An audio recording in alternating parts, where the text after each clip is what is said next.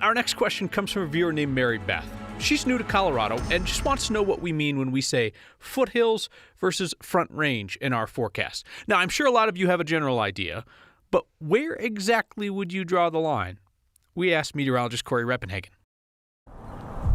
Weather knows no boundaries. It doesn't always stay within county lines, between roads and highways, or even above certain elevations. But we meteorologists have to use boundaries to describe the probability of how the weather will impact you. Here are some of the main areas you'll hear identified in our weather forecast: the Metro, the Foothills, the Palmer Divide, the Northeast Plains, and the I-25 corridor. There are no official boundaries. It's not like you'll see a sign that says you're now entering the foothills, but this is how most meteorologists in Colorado define them. Most of the smaller mountains you see when you look west of Denver are the foothills, generally from 6,000 to 9,000 feet. There is a gray area between the transition of these boundaries, like Boulder, for example. This city is below 6,000 feet, but because it's tucked right up against the foothills, it will almost always come closer to the foothills weather forecast than it does the Metro. There are many towns in these gray areas, like Parker, for instance. While Parker is in the metro area, its weather comes closer to the Palmer Divide forecast. When you hear a forecaster say the Front Range, that is usually referring to our area as a whole. That's everything between the Northeast Plains and the Front Range Mountains. Meteorologist Corey Reppenhagen for Next.